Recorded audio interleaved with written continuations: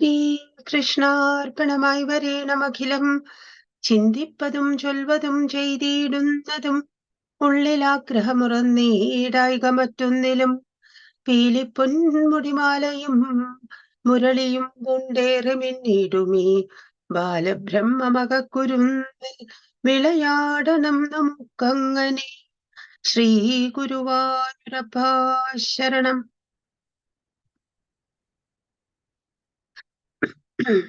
നാരായണനു സഖിയാകിയ പാണ്ഡവന്റെ ഭാരിച്ച ദുർമതമടക്കി വരം കൊടുത്ത കിരാതരൂപധരിയാകിയ ചന്ദ്രചൂടൻ കാരുണ്യമെങ്കലരുളീടുക സർവകാലം.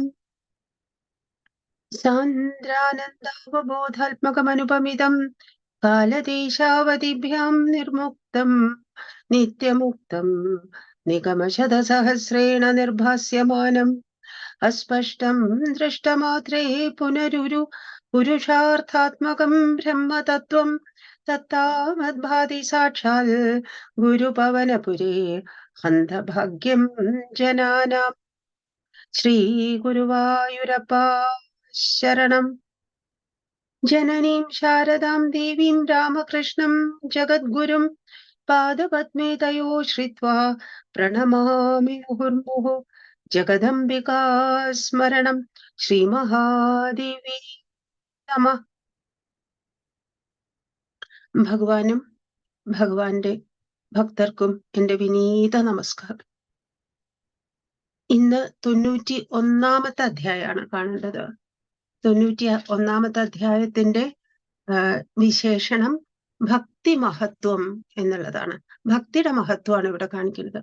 ശ്രീമദ് ഭാഗവതത്തില് ദശമസ്കന്ധം കഴിഞ്ഞിട്ട് ദശമസ്കന്ധത്തില് ഭഗവാന്റെ ലീലകളാണ് എന്ന് നമ്മൾ എപ്പോഴും അനുസ്മരിക്കാറുണ്ട്. അത് കഴിഞ്ഞിട്ട് 11-ാമത്തെ സ്കന്ധം, ഏകാദശ സ്കന്ധം, പ്രസിദ്ധമായിട്ടുള്ള ഏകാദശ സ്കന്ധം, അതില് ഭഗവാൻ ഉദ്ധവന് കൊടുക്കുന്ന ഉപദേശങ്ങളാണ് അധികം. പക്ഷേ 11-ാമത്തെ സ്കന്ധം തുടങ്ങുന്ന സമയത്ത് വസുദേവരുടെ ഒരു സംശയം, അതായത് എങ്ങനെയൊക്കെയാണ് ഭഗവാനിലേക്ക് എത്താനുള്ള വഴി. വസുദേവരുടെ പുത്രനായിട്ട് തന്നെയാണ് ഭഗവാൻ ജനിച്ചത്. ഭഗവാൻ തന്നെയാണ് വസുദേവരുടെ പുത്രനായിട്ട് ജനിച്ചത്. എന്നിട്ടും വസുദേവർക്ക് ആ സംശയം ഉണ്ടായി. കാരണം എന്താ വെച്ചാല് വസുദേവരും ദേവകി ദേവിയും ജനിച്ച ഉടനെ തന്നെ ഭഗവാൻ അവരോട് പറഞ്ഞിരുന്നു, എന്നെ ഇടയ്ക്കൊക്കെ വല്ലപ്പോഴുമൊക്കെ ബ്രഹ്മഭാവത്തിൽ കാണണം, സ്വന്തം പുത്രനായി മാത്രം കണ്ടാൽ പോരാ. അത് പക്ഷെ അവര് പലപ്പോഴും ഭഗവാനെ ബ്രഹ്മഭാവത്തിൽ പുത്രനെ കണ്ടില്ല. ഭഗവാൻ നമ്മളോട് പറയുന്നതും ഇത് തന്നെയാണ്. ഭഗവാൻ നമ്മൾക്ക് പുത്രനായി ജനിച്ചു എന്ന കഥാരീതിയിൽ പറയാൻ പറ്റില്ല. എങ്കിലും ഈ പ്രപഞ്ചത്തിൽ കാണുന്ന എല്ലാ വസ്തുക്കളിലും ബ്രഹ്മമുള്ളത് കൊണ്ട് കാണുന്നതിനെയൊക്കെ വല്ലപ്പോഴുമെങ്കിലും നമ്മൾ ബ്രഹ്മഭാവത്തിൽ കാണണം. അതാണ് വസുദേവർക്കും ദേവകി ദേവിക്കും ഭഗവാൻ കൊടുത്ത ഉപദേശത്തിന്റെ സാരം. അങ്ങനെയുള്ളൊരു ഉപദേശം കിട്ടിയിട്ടും അങ്ങനെയുള്ളൊരു ഭാവം പലപ്പോഴും ഭഗവാൻ അത്ഭുതം കാണിക്കുമ്പോഴൊക്കെ അവർക്ക് അവരുടെ ഉള്ളിൽ സ്ഫുരിച്ചിട്ടുണ്ടെങ്കിലും സ്ഥായിയായിട്ട് അവർക്ക് അങ്ങനെ കാണാൻ പറ്റിയിരുന്നില്ല. അതുകൊണ്ടാണ് സുഹൃതം ധാരാളം ചെയ്തിട്ടുണ്ട്. അതുകൊണ്ടാണ് ഭഗവാൻ അവർക്ക് ജനിച്ചത്. അതുകൊണ്ട് തന്നെയാണ് ശ്രീനാരദ മഹർഷിയോട് വസുദേവരുടെ കാലം കഴിയാറായിരിക്കണം അപ്പോഴേക്കും ദേവകി ദേവിയുടെയൊക്കെ ആ സമയത്ത്. കാരണം ഭഗവാന് തന്നെയും ധാരാളം വളരെ വയസ്സ് കൂടുതലായിരുന്നു.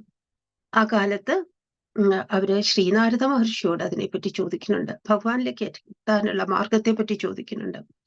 ആ സമയത്ത് ശ്രീനാരദ മഹർഷി അവർക്ക് അവരെ കൊണ്ട്, അതായത് വസുദേവരെ കൊണ്ട് യാഗങ്ങളൊക്കെ ചെയ്യിക്കും. കർമ്മമാർഗത്തില് കർമ്മം കൂടെ കുറച്ച് ഉപദേശങ്ങളും കൊടുക്കും. ആ ഉപദേശം എന്തായിരുന്നു എന്ന് വെച്ചാല്, പണ്ട് ത്രേതായുഗത്തിലാണ് നിമിയുടെ കാലം, നിമി ചക്രവർത്തിയുടെ കാലം. കാരണം ഇക്ഷ്വാകു വംശത്തിലത്തെ രാജാവായിരുന്നു, സൂര്യവംശത്തിലത്തെ രാജാവായിരുന്നു. ആ നിമി ചക്രവർത്തിയുടെ കൊട്ടാരത്തിലേക്ക് ഒരു യാഗം നടക്കുന്ന സമയത്ത് യാഗവേദിയിലേക്ക് ഋഷഭദേവൻ, ഭഗവാന്റെ അവതാരമാണ്. ഋഷഭദേവന്റെ അവതാരമായിട്ടുള്ള ഋഷഭദേവൻ ഭഗവാന്റെ അവതാരമാണ്. ഋഷഭദേവന്റെ 9 ശ്രേഷ്ഠരായിട്ടുള്ള പുത്രന്മാര് നവയോഗികള് എന്നാണ് പറയുക. കേരളീയർക്ക് കുറച്ചു അധികം ബന്ധമുണ്ട് നവയോഗികളോട്. നാവാമുകുന്ദ ക്ഷേത്രം ഈ നവയോഗികളാൽ ആണ് പ്രതിഷ്ഠ സ്ഥാപിതമായത് എന്നാണ് നമ്മൾ വിശ്വസിക്കുന്നത്. അപ്പൊ ഈ നവയോഗികൾ പറഞ്ഞ 9 യോഗികള് 9 യോഗികൾ കൂടി നിമി ചക്രവർത്തിയുടെ കൊട്ടാരത്തിലേക്ക് വരും. ആ സമയത്ത് യാഗവേദിയിലേക്ക് വരുമ്പോ നിമി ചക്രവർത്തിക്ക് വളരെ സന്തോഷം. ഒന്നല്ല രണ്ടല്ല 9 മുനി ശ്രേഷ്ഠന്മാരാണ് വന്നിരിക്കുന്നത്. യോഗികളാണ് വന്നിരിക്കുന്നത്. അതോടുകൂടി നിമി ചക്രവർത്തി മനസ്സിൽ പലപ്പോഴും കുറേ സംശയങ്ങൾ നമ്മൾ ഒതുക്കി വെച്ചിട്ടുണ്ടാവും. ശ്രേഷ്ഠരായവരെ പറഞ്ഞു തരാൻ കഴിവുള്ളവരെ കാണുമ്പോൾ ചോദിക്കണം എന്ന് വിചാരിച്ചിട്ട്. അങ്ങനെ നിമി ചക്രവർത്തി പല ചോദ്യങ്ങളും ചോദിക്കും. എന്താ ഭക്തിയുടെ സ്വഭാവം എന്താണ്? ഭക്തന്റെ ലക്ഷണം എന്താണ്? മായയെ എങ്ങനെയാണ് ജയിക്കേണ്ടത്? പിന്നെ ഒരു ഭക്തൻ എന്തൊക്കെ ചെയ്യണം? പിന്നെ ഓരോരോ കാലങ്ങളിലായിട്ടുള്ള ഭഗവാന്റെ അവതാരങ്ങള്, അങ്ങനെ ചില ചോദ്യങ്ങൾ ചോദിക്കും. ആ ചോദ്യങ്ങൾക്ക് ഉത്തരമായിട്ട് ഓരോരുത്തരായിട്ട് കവി, ഹരി, അന്തരീക്ഷൻ, പ്രബുദ്ധൻ അങ്ങനെ പറഞ്ഞിട്ട് 9 യോഗികളാണ്. ഓരോരുത്തരായിട്ടും കരഭാജനൻ എന്നാണ് അതിലത്തെ ഒടുവിലത്തെ ആളുടെ പേര്. അതുവരെയുള്ളവര് ഓരോരുത്തരായിട്ട് ഉത്തരം കൊടുക്കും. അങ്ങനെ നടന്നിട്ടുള്ള നിമി നവയോഗി സംവാദം, അവര് തമ്മിലുള്ള ചോദ്യോത്തരങ്ങള്, അതൊക്കെ ഏകാദശ സ്കന്ധത്തിന്റെ തുടക്കത്തിൽ വരും. അത് കഴിഞ്ഞ ഉടനെ വസുദേവരെ കൊണ്ട് യാഗം ചെയ്യിപ്പിച്ചു നമ്മൾ പറഞ്ഞുവല്ലോ. അത് കഴിഞ്ഞ് ശ്രീനാരദ മഹർഷിക്കും സന്തോഷാവും, വസുദേവർക്കും സന്തോഷാവും. അപ്പോഴേക്കാണ് ഉദ്ധവൻ അവിടെ എത്തുന്നത്. ഉദ്ധവൻ അവിടെ എത്തിയിട്ട് ഭഗവാന്റെ കുലത്തിൽ ജനിച്ച യാദവനാണ് ഉദ്ധവൻ. മാത്രമല്ല ഭഗവാന്റെ ദ്വാരകാവാസക്കാലത്ത് ഉഗ്രസേന ായിരുന്നു മഹാരാജാവെങ്കിലും ഉഗ്രസേന മഹാരാജാവിന്റെ കൊട്ടാരത്തില് മന്ത്രി ആയതുകൊണ്ട് ഭഗവാന്റെ മന്ത്രിയാണെന്ന് നമ്മളെപ്പോഴും പറയും. അങ്ങനെയല്ല ഉദ്ധവൻ. ഭഗവാൻ എന്ത് സംശയം ഉണ്ടെങ്കിലും ഉദ്ധവനോടാണ് ചോദിക്കുക. അങ്ങനെയുള്ള ഉദ്ധവൻ അവിടെ എത്തി. ആ സമയത്ത് ഉദ്ധവൻ പറഞ്ഞു, അവിടുന്ന് ഈ മനുഷ്യലീല അവസാനിപ്പിച്ച് സ്വധാമത്തിലേക്ക് പോവാൻ പോവാണെന്ന് കേട്ടു. അപ്പൊ വളരെ ഭഗവാനെ പിരിഞ്ഞിരിക്കാനേ വയ്യ. കുട്ടിക്കാലം മുതലേ ഭഗവാന്റെ കൂടെയാണ്. അങ്ങനെയുള്ള ഉദ്ധവന് എന്തെങ്കിലും ഭഗവാന്റെ ഉപദേശം കേൾക്കണം. അവസാനം ഭഗവാൻ വിസ്തരിച്ച് ഉപദേശം കൊടുക്കും. അതാണ് ഉദ്ധവനുള്ള ഉപദേശം, വളരെ പ്രധാനപ്പെട്ടതാണ്. എങ്ങനെയാണോ യുദ്ധക്കളത്തിൽ വെച്ചിട്ട് അമ്പും വില്ലും താഴെ ഇട്ടിട്ട് എനിക്ക് യുദ്ധം ചെയ്യാൻ വയ്യാന്ന് പറഞ്ഞിട്ട് പ്രവൃത്തിയിൽ നിന്ന് മാറി നിൽക്കാൻ തുടങ്ങിയ അർജുനന് എന്തൊക്കെ ഉപദേശം കൊടുത്തുവോ അതേ ഉപദേശമൊക്കെ തന്നെയാണ് ഇവിടെയും കൊടുക്കുന്നത്. പക്ഷെ അവിടെ അർജുനൻ ആ ഉപദേശം കൊടുത്തപ്പോ അർജുനന്റെ മുകളിലുള്ള ഇഫക്റ്റ് എന്തായിരുന്നു?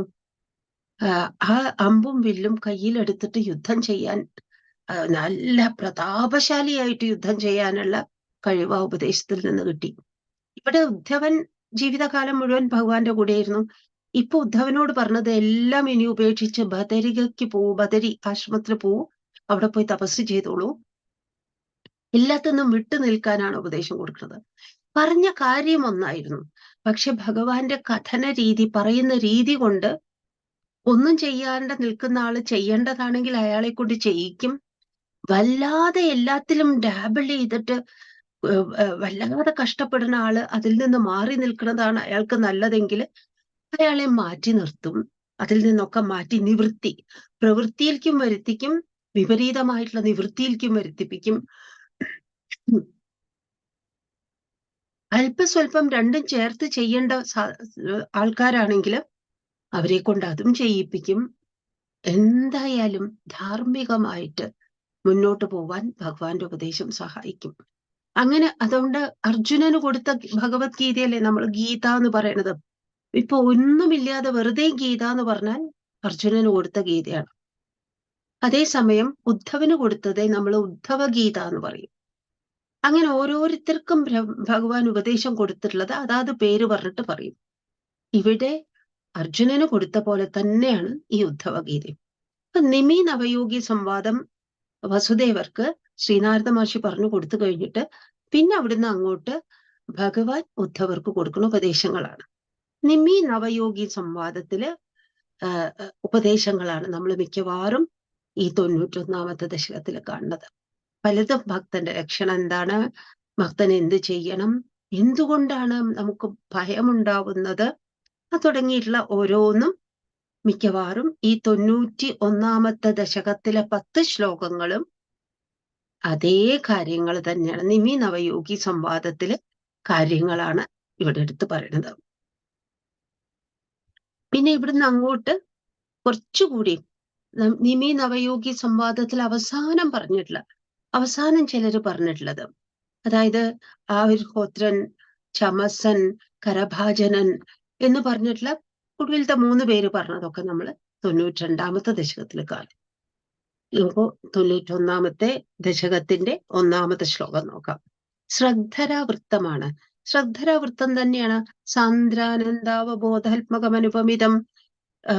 ഈ ശ്രീമൻ നാരായണീയം തുടങ്ങുന്ന 1ാമത്തെ ദശകത്തിലത്തെ 1ാമത്തെ ശ്ലോകം എന്താണോ അത് തന്നെയാണ് ഇവിടെ. കുറച്ച് നീളമുള്ള വരികളാണ്, 8 വരികളുണ്ട്. നമ്മൾ പലപ്പോഴും കാണാറുണ്ട് 4 വരിയുള്ള ചെറിയ ചെറിയ വരികളുള്ള 4 വരികളും നമ്മൾ കാണാറുണ്ട്. അവിടെ വൃത്തം വേറെയായിരിക്കും. ഇവിടെ ശ്രദ്ധരാവൃത്താണ്. ശ്രീകൃഷ്ണ ത്വൽപദോപാസനമഭയതമം ബദ്ധമിഥ്യാർത്ഥദൃഷ്ടേർ മർത്യസ്യാർത്ഥസ്യ മന്യേ വ്യപസരതി ഭയം യേന സർവാത്മനൈവ യത്താവത് പ്രണീതാനിഹ ഭജനവിധീനാസ്ഥിതോ മോഹമാർഗേ ധാവന്നപ്യാവൃതാക്ഷ സ്ഖലതിന കുഹചിത് ദേവദേവാഖിലാത്മൻ. മേൽപ്പത്തൂർ ആചാര്യൻ എവിടെയാണ് ഇരിക്കുന്നത്? തെക്കേ വാതിൽ മാടത്തിൽ ഇരുന്നിട്ട് അങ്ങനെ ഭഗവാനെ നോക്കിക്കൊണ്ടാണ് ഇത് എപ്പോഴും സംസാരിക്കുന്നത്. ഭഗവാനോട് സംസാരിക്കുകയാണ്. ഈ 1000 ചില്ലാനും ശ്ലോകങ്ങളുള്ള ഈ ഗ്രന്ഥത്തിലുടനീളം നമ്മൾ കാണുന്നത് മേൽപ്പത്തൂർ ആചാര്യൻ അവിടെ ഇരുന്ന് ഭഗവാനെ അഡ്രസ് ചെയ്തുകൊണ്ടാണ്. അതെങ്ങനെയാ മനസ്സിലാവാറുള്ളത്? പലപ്പോഴും പറയും ത്വം, അവിടുന്ന്, നീ എന്നുള്ള അർത്ഥമാണ്. ത്വാം, അങ്ങയെ എന്നുള്ള അർത്ഥമാണ്. പിന്നെ അതുപോലെ തുഭ്യം, അങ്ങയ്ക്കായിക്കൊണ്ട്, അങ്ങനെ എല്ലാം പറയുമ്പോൾ ഭഗവാനെയാണ് അഡ്രസ് ചെയ്യണത് എന്നുള്ളത് നമുക്ക് അവിടെ മനസ്സിലാവും. ഇവിടെ ആദ്യത്തെ വാക്ക് തന്നെ ഭഗവാനെ വിളിച്ചുകൊണ്ടാണ്. ശ്രീകൃഷ്ണ, ഹേ കൃഷ്ണ, ഭഗവാനെ നേരിട്ട് സംബോധന ചെയ്യണം. പദോപാസനം അഭയതമം. ഏറ്റവും അധികം നമുക്ക് ജീവിതത്തിൽ അഭയം തരുന്നത് എന്താണ്? അഭയം എന്ന് പറഞ്ഞാൽ ഭയം ഇല്ലാത്ത അവസ്ഥ, ഫിയർലെസ്നെസ്, അഭയമില്ലാത്ത അവസ്ഥ. അത് നമുക്ക് ഏറ്റവും അധികം അഭയമില്ലാത്ത അവസ്ഥ എന്താ? നമ്മൾ വിചാരിക്കും നമ്മളൊരു വീട്ടിൽ താമസിക്കുകയാണെങ്കിൽ ആ വീടിന് നല്ല സെക്യൂരിറ്റി ഇൻബിൽറ്റ് ആയിട്ടുള്ള സെക്യൂരിറ്റി മെഷേഴ്സ് ബിൽഡിങ്ങില് നന്നായിട്ട് കുറ്റിയിടാനും നന്നായിട്ട് ബാറൊക്കെ വെച്ച് ലോക്ക് ചെയ്യാനൊക്കെ പറ്റണത്, ആരെങ്കിലും കിടക്കുമ്പോഴേക്കും ഉറക്ക സൈറൻ സൗണ്ട് ചെയ്യണത്, പുറത്ത് നിറയെ കാവൽക്കാര്, പുറത്ത് വലിയ വലിയ ഉയർന്ന മതിലുകള്, ഇതൊക്കെ ഉണ്ടെങ്കിൽ നമ്മൾ സേഫ് ആണെന്ന് നമ്മൾ വിചാരിക്കണം, സുരക്ഷിതരാണെന്ന് വിചാരിക്കണം. പക്ഷേ ഏറ്റവും അധികം സേഫ്റ്റി എന്താണ് നമുക്ക് തരുന്നത്? പദോപാസനം, അവിടുത്തെ പാദങ്ങളെ ഉപാസിക്കുക, അവിടുത്തെ പാദങ്ങളെ മുറുക്ക പിടിക്കുക, അവിടുത്തെ പാദങ്ങളിൽ എല്ലാം സമർപ്പിച്ച് ഭഗവാനെ ആശ്രയിച്ചു നിൽക്കുക. ഈ ഭഗവാന്റെ മുമ്പിലുള്ള സമർപ്പണം, ഭഗവാനിൽ ശരണാഗതി തേടല്, ഇതാണ് അഭയത്തിൽ ഏറ്റവും വലിയ അഭയം. അഭയങ്ങളിൽ ഏറ്റവും അഭയം തരുന്ന കാര്യങ്ങളിൽ ഏറ്റവും അഭയം തരുന്ന കാര്യം അതാണ്. ബദ്ധമിത്യാർത്ഥദൃഷ്ടേർമർത്യസ്യാർത്ഥസ്യ മന്യേ വ്യപസരതി ഭയം. അതായത് ഭഗവാന്റെ പാദഭജനമാണ് ഏറ്റവും ഭയം അകറ്റാനുള്ള ഉപായങ്ങളിൽ ഏറ്റവും നല്ലത്. നമുക്ക് എന്തുകൊണ്ടാണത്? നമുക്ക് പേടി വരുന്നത് എന്തുകൊണ്ടാണ്? ഇവിടെ ഇല്ലാത്ത പല വസ്തുക്കളും ഉണ്ട് എന്ന് വിചാരിച്ചിട്ട് അവരെല്ലാം കൂടി ഒന്നിച്ച് ചേർന്ന് വേണമെന്ന് വിചാരിച്ച കൺസ്പയർ ചെയ്തിട്ടോ അല്ലാതെയോ ഒന്നിച്ചു ചേർന്നിട്ട് നമുക്ക് വലിയ ത്രെറ്റ്, ഭീഷണി ഉണ്ടാവുന്നു എന്ന് വിചാരിക്കുകയാണ് നമ്മൾ എപ്പോഴും ചെയ്യണത്. അതിന് ഇവിടെ വേദാന്തത്തിന്റെ ഒരു തണലിലാണ് നമ്മളിപ്പോ നിൽക്കുന്നത്. ഈ 91-ാമത്തെ ദശകത്തിലൊക്കെ എത്തുമ്പോ വേദാന്തം നമ്മളോട് എന്താണ് പറയണത്? ഇവിടെ ബ്രഹ്മം മാത്രമേ ഉള്ളൂ. ഈ ബ്രഹ്മം എന്ന് പറഞ്ഞിട്ടുണ്ടെങ്കിൽ അത് നമുക്ക് കാലം കൊണ്ടോ ദേശം കൊണ്ടോ വസ്തുക്കളെ കൊണ്ടോ നമുക്ക് ഇതിനെ അളക്കാൻ പറ്റില്ല. അവിടെ നമ്മൾ ഒന്നുകൂടി എക്സ്പാൻഡ് ചെയ്തിട്ട് പറയുകയാണെങ്കിൽ ഒരു വസ്തുവിനെ നമുക്ക് ദേശം കൊണ്ട് അളക്കുക എന്ന് പറഞ്ഞാൽ എന്താർത്ഥം? നമുക്കൊരു പുസ്തകമാണ്. ആ പുസ്തകത്തിന് 10 ഇഞ്ച് നീളവും 6 ഇഞ്ച് വീതിയുമുള്ള ഒരു പുസ്തകമാണെങ്കിൽ അത് നമ്മൾ അവിടെ വെക്കുമ്പോൾ അത് കുറച്ച് സ്പേസ് എടുക്കും. ആ സ്പേസ് എത്രയാണെന്നാണ് നമ്മൾ പറയുന്നത്. ഇത് ഒരു ഇത്ര പോന്നിട്ടുള്ള പുസ്തകമാണ്, ഇതൊരു A4 സൈസിലുള്ള പുസ്തകമാണ്, അല്ലെങ്കിൽ ക്വാർട്ടർ സൈസിൽ A4ന്റെ ക്വാർട്ടർ സൈസിലുള്ള പുസ്തകമാണ് എന്നൊക്കെ പറയുമ്പോൾ ആ പുസ്തകം ഓക്യുപ്പൈ ചെയ്യാൻ എത്ര സ്ഥലമെടുക്കുമോ അതാണ് നമ്മൾ ഉദ്ദേശിക്കുന്നത്. നമ്മൾ പുസ്തകം എന്ന് പറയുമ്പോൾ അതിന് നമ്മൾ അല്ലെങ്കിൽ തന്നെ നമ്മൾ ഒരു മനസ്സിലൊരു ചിത്രം കൽപ്പിക്കും. അതല്ലാതെ വളരെ വലിയൊരു ഷീറ്റ് ആണെങ്കിൽ നമ്മൾ അതിനെ ഷീറ്റ് എന്ന് പറയും. അപ്പൊ തന്നെ നമ്മൾ അത് ഓക്യുപ്പൈ ചെയ്യാനുള്ള സ്പേസിന്റെ ഒരു മെൻഷൻ അതിന്റെ ഉള്ളിൽ ഒളിഞ്ഞിരിക്കുന്നുണ്ട്. ഇതാണ് കാലം ദേശം കൊണ്ട് അളക്കുക എന്ന് പറഞ്ഞിട്ടുണ്ടെങ്കിൽ. ഇനി ഈ പുസ്തകം, മേശപ്പുറത്തിരിക്കുന്ന പുസ്തകം എന്ന് പറഞ്ഞിട്ടുണ്ടെങ്കിൽ ഈ പുസ്തകം എന്നാണ് ഉണ്ടാക്കിയത്? ഈ പുസ്തകം ഉണ്ടായത്, ഇതിപ്പോ ഒരു നോട്ട് ബുക്കാണെന്ന് വിചാരിക്കുക, പ്രിന്റഡ് ബുക്കാണ്, എന്ത് ബുക്കാണെങ്കിലും അതിന് ഉണ്ടായതിനൊരു ദിവസമുണ്ട്. അത് നശിച്ചു പോണത് വരെ, ഇടയ്ക്ക് അതൊരു 100 കൊല്ലം നിന്നേക്കും, അല്ലെങ്കിൽ 200 കൊല്ലം നിന്നേക്കും.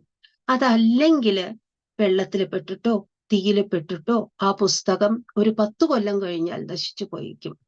അപ്പോ നമ്മൾ ആ പുസ്തകത്തിനെ പറ്റി പറയുമ്പോ ഇപ്പോ അത് മേശപ്പുറത്തിരിക്കണു, നേരത്തെ അത് സഞ്ചിയിലായിരുന്നു, കുറച്ചു നേരം കഴിഞ്ഞാൽ അത് അലമാറയിലായിരിക്കും എന്നൊക്കെ നമ്മൾ പറയും. അതിനെ പറ്റി നമ്മൾ കാലത്തിനോട് റെഫർ ചെയ്ത് പറയുമ്പോൾ ഇന്ന കാലം തൊട്ട് ഇന്ന കാലം വരെ, ഇത് മനുഷ്യന്മാരുടെ കാര്യത്തിൽ. അപ്പൊ നമ്മളൊരു ഗൂഗിളിൽ ഒരു സെർച്ച് ചെയ്യുകയാണെങ്കിലും 20th സെഞ്ചുറിയിലത്തെ ജീവിച്ച് 20th സെഞ്ചുറിയിൽ തന്നെ മരിച്ച ഒരു മഹാൻ, ഒരു സയന്റിസ്റ്റ്, ആരുടെയും ഒരു പേര് കൊടുത്ത് സെർച്ച് ചെയ്യുമ്പോൾ നമ്മൾ എന്താണ് കാണുക? ബർത്തിന്റെ ഡേറ്റും കാണും, ഡെത്തിന്റെ ഡേറ്റും കാണും. ആ ആളെ ഡിഫൈൻ ചെയ്യാൻ അയാൾ ഏത് കാലത്ത് ജീവിച്ചു എന്നുള്ളത് വളരെ പ്രധാനമാണ്. ഇതാണ് കാലം കൊണ്ട് അളക്കുക എന്ന് പറഞ്ഞിട്ടുണ്ടെങ്കിൽ. ഇതേപോലെ തന്നെയാണ് വസ്തു. പുസ്തകം എന്ന് പറയുമ്പോഴേ നമുക്കറിയാം അത് കടലാസ് കൊണ്ട് ഉണ്ടാക്കിയതാണ്. അത് വെറുതെ ഒരു പ്ലാസ്റ്റിക് കൊണ്ടുള്ള ഒരു ബോക്സ്, പുസ്തകത്തിന്റെ ഷേപ്പായിരിക്കും. കാര്യം കൊണ്ട് ഈ പുസ്തകം ഓക്യുപ്പൈ ചെയ്യണ അത്ര തന്നെ സ്പേസ് ആയിരിക്കും ഈ പ്ലാസ്റ്റിക് ബോക്സും എടുക്കുക. പക്ഷേ പ്ലാസ്റ്റിക് ബോക്സിന്റെ മെറ്റീരിയൽ വേറെയാണ്, ഇതിന്റെ മെറ്റീരിയൽ വേറെയാണ്, അത് വസ്തു വേറെയാണ്, വസ്തു സ്വഭാവം വേറെയാണ്, ഇതിന്റെ വസ്തു സ്വഭാവം വേറെയാണ്. ഇതാണ് ഒരു വസ്തുവിനെ വസ്തു കൊണ്ട് അഥവാ മെറ്റീരിയൽ കൊണ്ട് അളക്കുക എന്ന് പറഞ്ഞിട്ടുണ്ടെങ്കിൽ. മനുഷ്യനാണെങ്കിലും അങ്ങനെ തന്നെയാണ്. ഒരു ഷേപ്പിലുള്ള വ്യക്തി, ആ വ്യക്തിക്ക് ഇത്ര സ്ഥലം വേണം ഓക്യുപ്പൈ ചെയ്യാൻ, അപ്പൊ നമ്മൾ അദ്ദേഹത്തെ ദേശം കൊണ്ട് അളക്കണം. ഇന്ന കാലം മുതൽ ഇന്ന കാലം വരെ ജീവിച്ചിരുന്ന വ്യക്തി, അല്ലെങ്കിൽ ഇപ്പോഴും ജീവിച്ചിരിക്കുന്ന വ്യക്തി കാലം കൊണ്ട് ഡിഫൈൻ ചെയ്യണം. അതേമാതിരി ആ മനുഷ്യനിലുള്ള മെറ്റീരിയൽ എല്ലാം കൂടി ഒരുമിച്ച് ചേർന്നിട്ട് ഇങ്ങനെ നിൽക്കുന്നതാണ് ആ വ്യക്തി.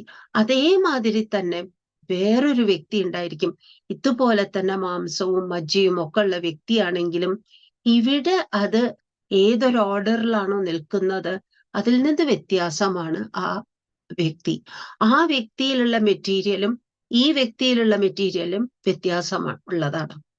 ഇത് മൂന്നും കൊണ്ട് അളക്കാൻ പറ്റുന്ന ഒന്നിനും തന്നെ വേദാന്തത്തിന്റെ ഭാഷയിൽ സ്ഥിരമായിട്ടുള്ള എക്സിസ്റ്റൻസ് ഇല്ല, മാറിക്കൊണ്ടിരിക്കുന്നതാണ്. അതിന് നിത്യത ഇല്ല. നിത്യത ഇല്ലാത്തത് ഇവിടെ ബ്രഹ്മത്തിന് മാത്രമേ ഉള്ളൂ. ആ ബ്രഹ്മമാണ് എല്ലാത്തിനെയും പ്രകാശിപ്പിക്കുന്നത്. എപ്പോഴും വേദാന്തികൾ പറയാറുള്ള ഒരു ഉദാഹരണം എന്താണെന്ന് വെച്ചാല്, ഇരുണ്ട വെളിച്ചത്തിൽ ഒരു കയറ് കിടക്കണ കണ്ട് നമ്മൾ അതിനെ പാമ്പാണെന്ന് വിചാരിക്കണം. അവിടെ കിടക്കുന്നത് കയറാണ്. ആ കയറാണ് എന്നുള്ളത് നമ്മളുടെ കണ്ണിൽ നിന്ന് മറയ്ക്കണു ആ ഇരുണ്ട വെളിച്ചം. അതിനെയാണ് ആവരണ ശക്തി. അതായത് ആ കയറിന്റെ മുകളിൽ ഒരു പുതപ്പ് ഇട്ടിട്ടുണ്ടെങ്കിലോ ആവരണം ചെയ്യപ്പെട്ടു കയറാണെന്നുള്ള കാര്യം. എന്നിട്ടോ അവിടെ പാമ്പാണ് എന്നുള്ളത് സൂപ്പർ ഇമ്പോസ് ചെയ്തു. അതാണ് വിക്ഷേപ ശക്തി. ഒരു പാമ്പും അവിടെ ഇല്ല, എന്നാലും പാമ്പാണ് എന്ന് നമ്മൾ വിചാരിക്കുന്നത് മായയുടെ വിക്ഷേപ ശക്തി കൊണ്ടാണ്. കയറുണ്ട്, പാമ്പ് ഇല്ല, പക്ഷെ പാമ്പാണ് അത് എന്ന് വിചാരിക്കണു. എന്നിട്ടോ നല്ല പ്രകാശം കൊണ്ടുവന്നാൽ നമുക്ക് മനസ്സിലാവും അവിടെ കയറേ ഉള്ളൂ. അപ്പൊ പ്രകാശം കയറിനെ പ്രകാശിപ്പിച്ചു. അപ്പൊ നമുക്ക് ജ്ഞാനം വരും ഇത് കയറ് മാത്രാണെന്ന്. ഇതുപോലെ ഇവിടെ ഇരുണ്ട വെളിച്ചത്തിലോ അത് നമുക്ക് പാമ്പായി തോന്നി. ഇവിടെയുള്ള ഒന്നിനും അസ്തിത്വമില്ല. പാമ്പ് ഇല്ലാത്തതുപോലെ ഇവിടെ ഈ കാണുന്ന ഒരു വസ്തുക്കൾക്കും വാസ്തവത്തില് സ്ഥായിയായിട്ടുള്ള അസ്തിത്വമില്ല. പക്ഷെ അത് ഉണ്ടെന്ന് നമുക്ക് തോന്നുന്നത് ഇരുണ്ട വെളിച്ചത്തില് പാമ്പുണ്ടെന്ന് തോന്നിയ പോലെ. മായയുടെ വെളിച്ചത്തില് നമുക്ക് അങ്ങനെ തോന്നും.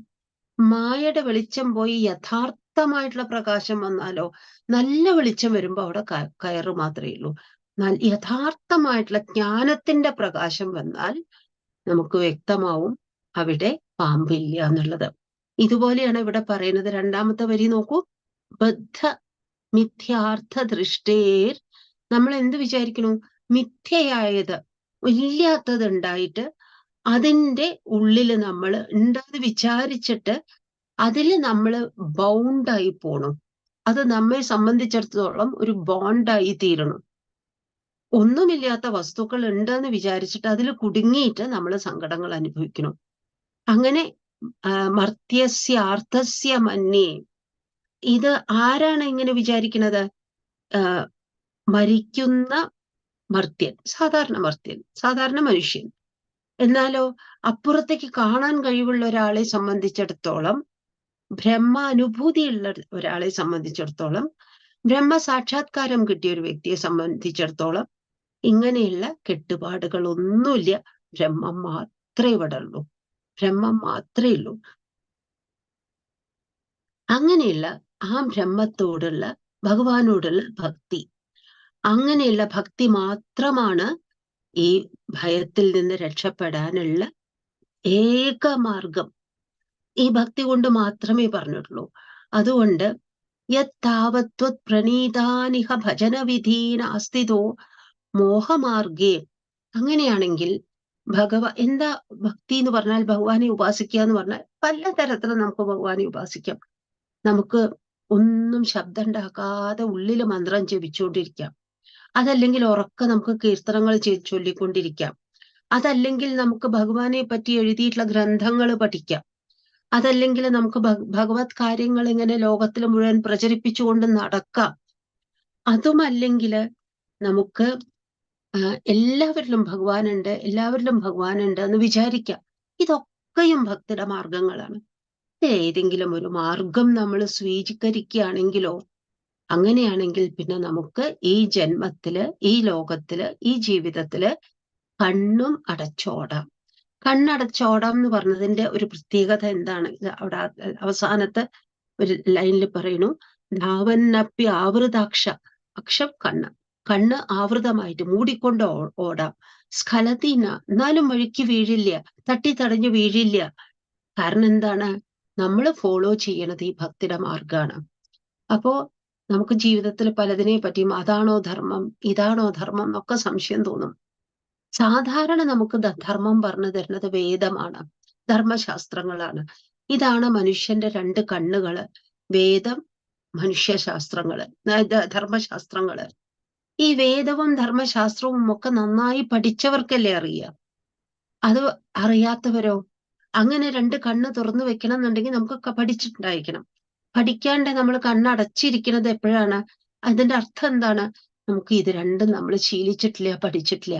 അതുകൊണ്ട് എന്താ, സാരല്ല, കണ്ണടച്ചിട്ടും നമുക്ക് ഓടാം. വേദങ്ങളെ നമുക്ക് നേരിട്ട് പോയി പഠിച്ചിട്ടില്ലെങ്കിലും, ധർമ്മശാസ്ത്രങ്ങളൊക്കെ നമ്മൾ മറിച്ചു നോക്കി പഠിച്ചിട്ടില്ലെങ്കിലും, അതിനൊക്കെ എന്ത് ശിക്ഷണം നമുക്ക് തരാനുണ്ടോ അത് നമുക്ക് ഈ ഭക്തി തന്നുകൊള്ളും. ഭക്തി ഒന്ന് കയ്യിലുണ്ടെങ്കിൽ എങ്ങനെയെങ്കിലും നമ്മൾ തിരഞ്ഞെടുക്കുന്ന കാര്യം ശരിയായിട്ടേ വരുള്ളൂ എന്നുള്ളതാണ് ഒന്നാമത്തെ ശ്ലോകത്തിൽ പറയുന്നത്. ഇതൊക്കെ നിമി നവയോഗി സംവാദത്തിലുള്ളതാണ്. ശ്രീമദ് ഭാഗവതം വായിക്കുന്ന സമയത്ത് 11ാമത്തെ സ്കന്ധത്തിന്റെ തുടക്കത്തില് നിമി നവയോഗി സംവാദം വായിക്കുന്ന സമയത്ത് നമുക്ക് മനസ്സിലാവും അവിടെ ഉള്ളതിന്റെ തന്നെ ഇക്കോ ആണ്, പ്രതിധ്വനിയാണ് നമ്മളിവിടെ ഈ ദശകത്തിൽ കാണുന്നത്. അടുത്ത ശ്ലോകം. ഭൂമൻ കായേന വാചാ മുഹുരപി മനസാ ത്വദ്ബല പ്രേരിതാത്മാ യദ്യത് കുർവേ സമസ്തം തദിഹ പരതരേ ത്വയ്യസാവർപ്പയാമി ജാത്യാപീഹ ശ്വപാകസ്ത്വയി നിഹിതമന കർമ്മവാഗീന്ദ്രിയാർത്ഥ പ്രാണോ വിശ്വം പുനീതേന തു വിമുഖമനാ ത്വത്പദാത് വിപ്രവർയ. ഭഗവാനെ നമ്മളെപ്പോഴും അതെല്ലാം സമർപ്പിക്കുമ്പോൾ നമ്മൾ എന്താണ് ചൊല്ലാറുള്ളത്? കായേന വാചാ മനസേന്ദ്രിയർവാ. അതിന്റെ അർത്ഥം എന്താണ്? നമുക്ക് 3 കരണങ്ങളാണുള്ളത് ഇവിടെ കർമ്മങ്ങൾ ചെയ്യാൻ. ഒന്ന് നമ്മുടെ ശരീരം, പിന്നെ ഒന്ന് നമ്മളുടെ വാക്ക്, സംസാരിക്കാനുള്ള കഴിവ്. കായേന വാച, പിന്നെ മനസ്സ്. ഇത് 3മാണ് നമുക്കുള്ള. ഈ മനസ്സ് എന്ന് പറയുമ്പോൾ അതിൽ ബുദ്ധി പെടും, അന്ധകരണമൊക്കെ പെടും. ബുദ്ധി, ഓർമ്മ, ഇതൊക്കെ ഈ മനസ്സ് എന്ന് പറഞ്ഞതിൽ പെടും. കാരണം അത് അന്ധകരണമാണ്, ഇന്നർ ഇൻസ്ട്രുമെന്റിൽ പെട്ടതാണ്. പുറത്തെ ഇൻസ്ട്രുമെന്റിൽ പെട്ടതാണ് ശരീരം എന്ന് പറയുമ്പോൾ അതില് ഇന്ദ്രിയങ്ങൾ വരും. നമ്മൾ എന്തോ ഒന്ന് കാണണു, അത് കാണാതിരിക്കുമ്പോൾ നമുക്ക് വിഷമം വരണു, സങ്കടാവണു. അത് കാണുമ്പോഴത്തെ സന്തോഷം കണ്ണ് എന്നുള്ള ഇന്ദ്രിയം കൊണ്ടുതരുന്ന സന്തോഷം. അത് കാണണം എന്ന് വിചാരിച്ച് കാണാതിരിക്കുമ്പോൾ നമുക്ക് വരുന്ന വേദന ആ ഇന്ദ്രിയ അനുഭവം ഇല്ലാത്തത് കൊണ്ടുള്ള നിരാശ. എന്തെങ്കിലും ഒന്ന് കഴിക്കണം എന്ന് തോന്നണു, കഴിക്കണു. അത് നമ്മളുടെ നാക്ക്, ജിഹ്വ ഇന്ദ്രിയം, ആ ജിഹ്വ എന്ന് പറഞ്ഞ ഇന്ദ്രിയത്തിന്റെ സാറ്റിസ്ഫാക്ഷൻ ആണ് കഴിക്കുമ്പോൾ. കിട്ടാതിരിക്കുമ്പോഴോ അതിന് വരുന്ന ഡിസപ്പോയിന്റ്മെന്റ്. അപ്പൊ കായേന ശരീരം കൊണ്ട്, വാക്കുകൊണ്ട്, മനസ്സുകൊണ്ട്, അതിലെല്ലാം അടങ്ങി. പിന്നെ എടുത്തു പറയണു കായേന വാച മനസ്സ് ഇന്ദ്രിയർവാ. ഇന്ദ്രിയങ്ങളെ എടുത്തു പറയണു. ശരീരത്തിൽ പെട്ടതാണ് സാധാരണ നിലയിൽ, വേണമെങ്കിൽ ഒന്ന് എടുത്തു പറയാന്ന് മാത്രം. നമ്മളെപ്പോഴും ചൊല്ലും കായേന വാച മനസ്സേന്ദ്രിയർവാ ബുദ്ധ്യാത്മന. ബുദ്ധി എന്ന് പറഞ്ഞിട്ടുണ്ടെങ്കിൽ മനസ്സിൽ പെടും. ഇതെല്ലാം നമ്മൾ എന്തൊന്ന് ചെയ്യണോ അതൊക്കെ നമ്മൾ ഈശ്വരന്റെ കാൽക്കൽ സമർപ്പിക്കണോ എന്ന് പറഞ്ഞിട്ടാണ് നമ്മൾ ഒരു ആധ്യാത്മിക ക്ലാസ് നടക്കുകയാണെങ്കിൽ, സെഷൻ നടക്കുകയാണെങ്കിൽ, ഭജന നടത്തുകയാണെങ്കിൽ ഒക്കെ നമ്മൾ അങ്ങനെ പറയും. അത് നമ്മൾ എപ്പോഴും പറയേണ്ടതാണ്. ഏതൊരു ജോലി ചെയ്തുകൊണ്ടിരിക്കുമ്പോഴും നമുക്ക് പറയാം, ചെയ്ത് അവസാനിപ്പിച്ചാലും നമുക്ക് പറയാം. അത് ഒരു സമർപ്പണ വാചകമാണ്, സമർപ്പണ ശ്ലോകമാണ്. അതേമാതിരിയാണ് ഇവിടെ പറയുന്നത്. ഭൂമൻ എന്ന് പറഞ്ഞാൽ സർവ ഐശ്വര്യത്തിനും ഉടയവനായ ഭഗവാനെ. കായേന ശരീരം കൊണ്ട്, എന്ന് പറഞ്ഞ ശരീരം, കായേന വാച വാക്കുകൊണ്ട്, മുഹുരപി പിന്നെ മനസ്സുകൊണ്ട് നമ്മൾ എന്തെന്ത് ചെയ്യണോ ഇതൊക്കെ ഭഗവാനാൽ പ്രേരിതമാണെന്ന് കൂടി നമ്മൾ ഓർമ്മിക്കണം. ത്വദ്ബല പ്രേരിതാത്മാ. അവിടുത്തെ ബലം കൊണ്ട്, അവിടുത്തെ പ്രേരണയുടെ ബലം കൊണ്ട്, അവിടുന്ന് തരണ പ്രേരണ, ഇൻസ്പിരേഷൻ, അല്ലെങ്കിൽ ഭഗവാനാണ് നമ്മൾ ഇതൊക്കെ ചെയ്യാൻ ഇങ്ങനെ ഗൂഡ് ചെയ്യണത്. ആ പ്രേരണയുടെ ബലം കൊണ്ടാണ് നമ്മൾ ഇതൊക്കെ എല്ലാം ചെയ്യുന്നത്. യദ്യത് കുർവേ, അതുകൊണ്ട് ചെയ്യുന്നത് എന്തുണ്ടോ അതൊക്കെ സമസ്തം തദിഹ പരതരേ ത്വയി അസാവർപ്പയാമി. അതെല്ലാം ഞാൻ ഭഗവാന്റെ കാൽക്കൽ സമർപ്പിക്കണം. അപ്പോ അദ്ദേഹത്തിന് കാലുകൾ ശരിക്കും വർക്ക് ചെയ്യാത്തത് കൊണ്ട് പലതും ചെയ്യാൻ പറ്റിയിട്ടില്ല. പക്ഷെ എന്തൊക്കെ ചെയ്തു. കാരണം മേൽപ്പത്തൂർ ആചാര്യൻ വളരെ ഒരു ക്രിപ്പിൾഡ് ആയിട്ടുള്ള അവസ്ഥയിലായിരുന്നു അവിടെ വന്നത്. അപ്പോ എന്തൊക്കെ ഞാൻ ഈ ശരീരം കൊണ്ട് ചെയ്യുന്നുവോ, എന്തൊക്കെ ഞാൻ വാക്കുകൊണ്ട് ഭഗവാനെ നോക്കി ഇങ്ങനെ സ്തുതിച്ച്, ആദ്യം മനസ്സുകൊണ്ട് ഭഗവാന്റെ രൂപം സങ്കല്പിച്ച്, ഭഗവാന്റെ ഓരോരോ ലീലകള്, 10 അവതാരങ്ങളും എടുത്ത് പറയുന്നുണ്ടല്ലോ, ഓരോരോ അവതാര ലീലകളും എത്ര ഭംഗിയായിട്ടാണ് മേൽപ്പത്തൂർ ആചാര്യൻ അവിടെ സംഗ്രഹിച്ച് ചെയ്തിട്ടുള്ളത്. അപ്പൊ ആദ്യം അതിനെ മനസ്സിൽ സങ്കല്പിക്കണ്ടേ. അങ്ങനെ ചെയ്തതും പിന്നെ അവിടെ ഇരുന്ന് പറയുമ്പോ പിന്നെ അവിടുന്ന് എഴുന്നേറ്റ് പോയി വേറെ എവിടെയോ പോയി താമസിക്കും രാത്രി. ആ സമയത്ത് ചെയ്തതും എല്ലാം തന്നെ ത്വയി ത്വയ്യ സാവർപ്പയാമി ത്വയി, അതെല്ലാം തന്നെ ഞാൻ ഭഗവാനിൽ അസൗ, ഈ ആള് ഞാന്, ഞാൻ എന്നുള്ളതിന് പകരം ഇവൻ, അതെല്ലാം ഞാൻ അവിടുത്തെ ഇതിൽ എന്തെല്ലാം അർപ്പിക്കുന്നുവോ ത്വയി അസൗ അർപ്പയാമി, ഒന്നിച്ച് പറയുമ്പോ ത്വയി അസാവർപ്പയാമി, അതൊക്കെ ഞാൻ ഭഗവാനിൽ അതെല്ലാം ഞാൻ സമർപ്പിക്കുന്നു.